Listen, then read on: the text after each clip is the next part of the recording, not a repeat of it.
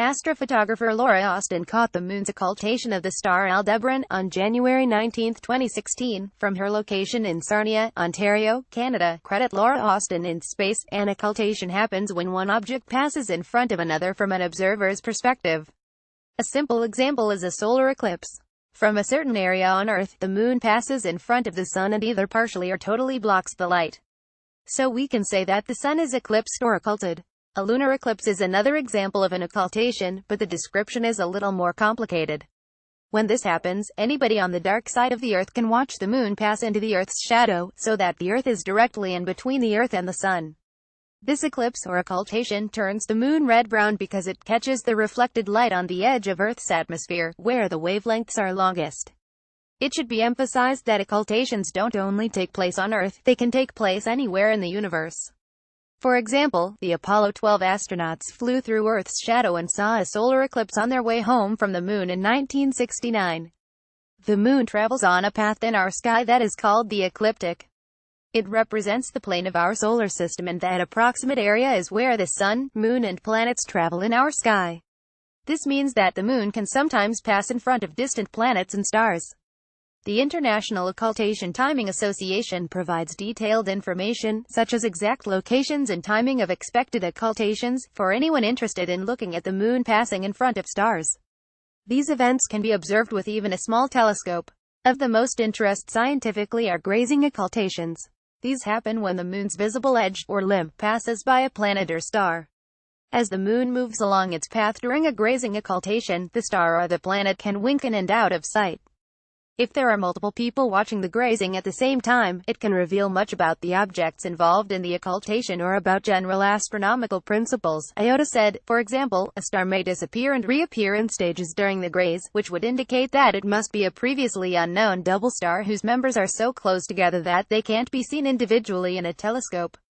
Observers also learn more about the moon's topography, which can help with the exact timing of solar eclipses when the moon passes in front of the sun.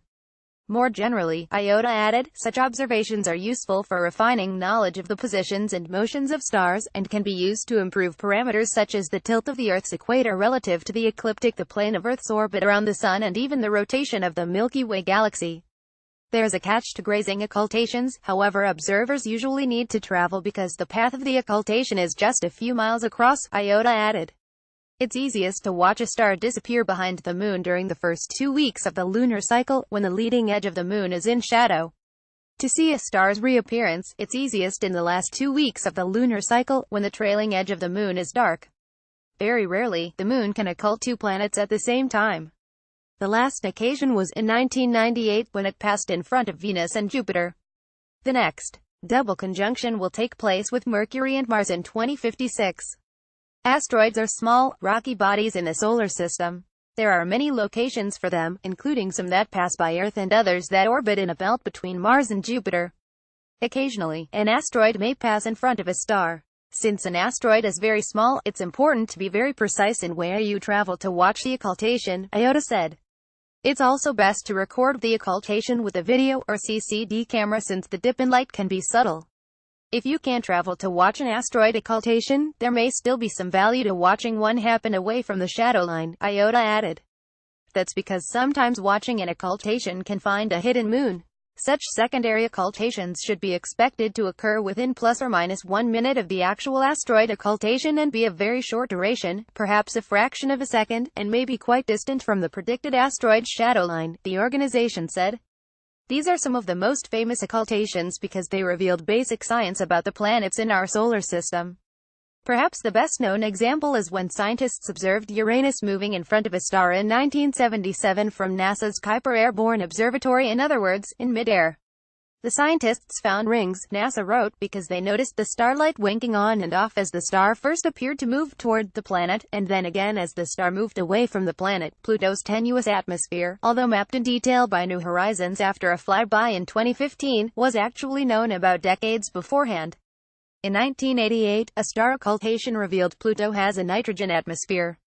Scientists could even see example of a fog layer in Pluto's atmosphere because the star suddenly changed in brightness, according to the French space agency CNRS. Planets can sometimes pass in front of other planets, which last happened when Venus transited Jupiter in 1818. The same occultation will happen again in 2065. Planets can also occult extremely bright stars. The last occurrence was in 1959, when Venus passed in front of the star Regulus. Another occurrence between these celestial bodies is slated to happen in 2044. As for the Sun, Mercury passes in front of it several times in a century. The last time was in 2016, and the next time will be in 2019. In recent history, Venus passed in front of the Sun in 2004. In 2012, the next transit will be in 2117.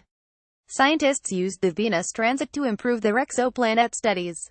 They measured its diameter and probed its atmosphere using the transit technique, then compared it to data we already have to see if the transit technique could help us make predictions about exoplanets. Uranus will appear to slip behind the Moon on June 11, 2015 in a lunar occultation. It will be visible from southern Australia, New Zealand and the South Pacific, where the local time will be June 12. Credit Starry Night software. Occultations can also be artificially produced to take a look at certain phenomenon in detail. Perhaps the best-known use is blocking the light of the Sun or a star to see what is nearby. Telescopes on Earth and in space regularly block the Sun's light to observe the corona, the faint outer atmosphere of the Sun that is otherwise blinded by the main part of the Sun's disk. For the SOHO Solar and Heliospheric Observatory spacecraft, blocking the Sun's light created an unexpected side benefit. The spacecraft turned out to be an awesome sun grazer comet catcher. SOHO has found more than 3,000 comets using this method, including the infamous comet Ison that was first predicted to light up Earth's skies in late 2013. The comet broke up after passing by the Sun, but not before brightening briefly and causing some confusion about if it had died or not. A device called a starshade could help scientists search for life on other worlds by using occultation. Some suggest using a starshade in conjunction with NASA's planned Wide-Field Infrared Survey Telescope WFIRST, which would launch in the mid-2020s. The basic idea is to block starlight and allow scientists to see a planet directly, rather than waiting until it passes in front of the star or measuring the star's wobble for gravitational influences from planets. Starshades are being tested on the ground, but none have flown in space before. Additional resources.